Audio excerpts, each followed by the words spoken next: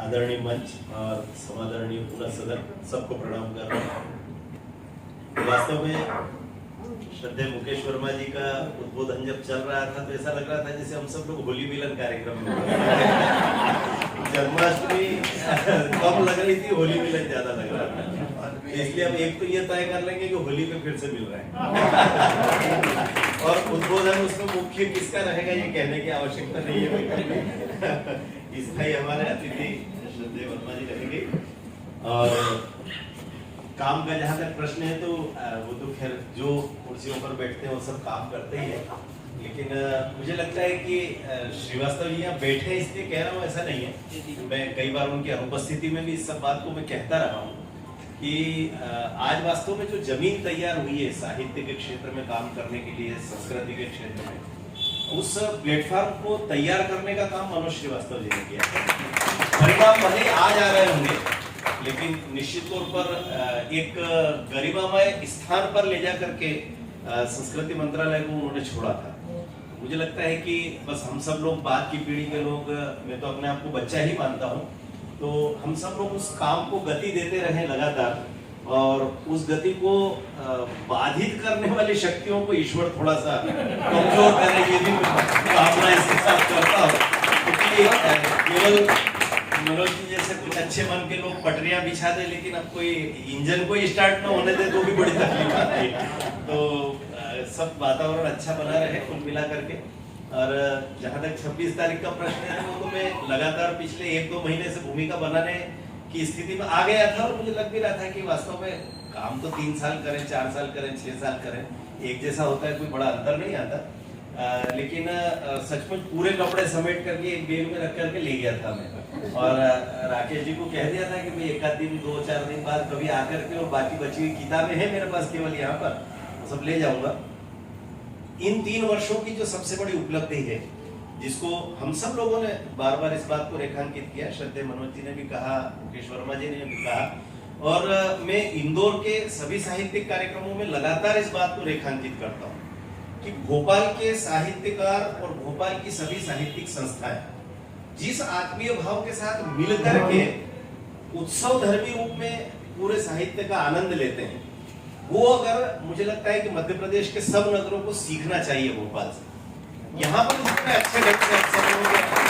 आत्मीयता से और परिवार भाव से रहते हैं, मुझे सचमुच बहुत अच्छा लगता है। और इंदौर क्या मतलब सभी नगरों को सीखना चाहिए, क्योंकि इन दिनों ज्यादातर इस बात को लेकर के मुझे कष्ट होता है कि मैं कल दतिया के जिस कार्यक्रम में था, भाषा भूषण सम्मान लेने के लिए गया हुआ था,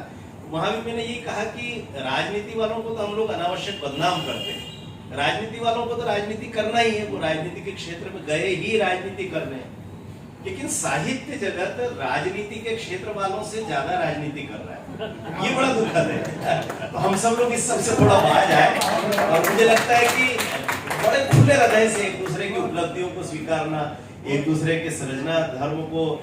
खूब प्रशंसित करना, ये सब हम लोग करते रहे। और मुझे लगता है कि आज का कार्यक्रम भी एक प्रकार से मील का पत्थर सिद्ध होगा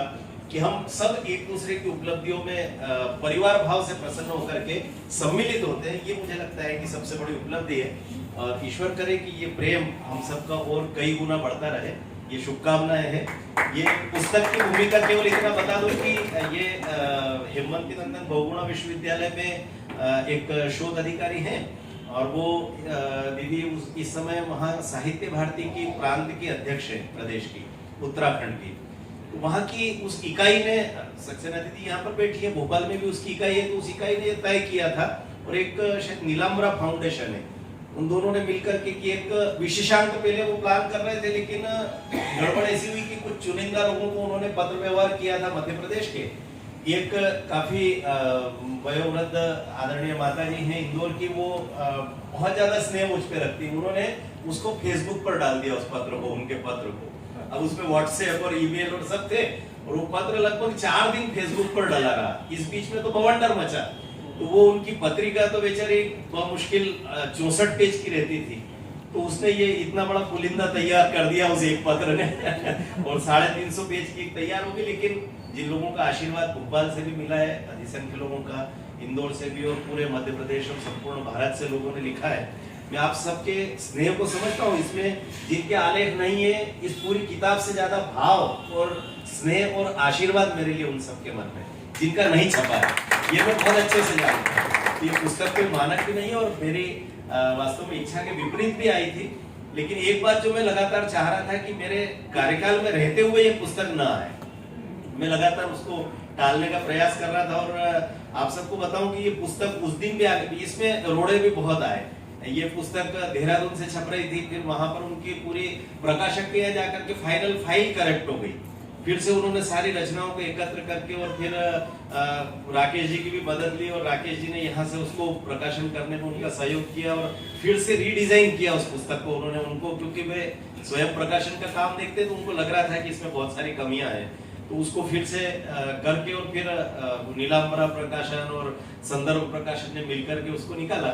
तो मैं अपनी ओर से व्यक्तिगत रूप से धन्यवाद देता हूँ। अभी मैं पढ़ रहा हूँ, दरअसल इसका लगभग 20% पढ़ पाया हूँ, लेकिन आप सब लोगों का स्नेह बहुत ज्यादा प्राप्त हुआ है और ये आगे भी स्नेह आशीर्वाद मिलता रहे, यही अपेक्षा है। बहुत बहुत धन्यवाद।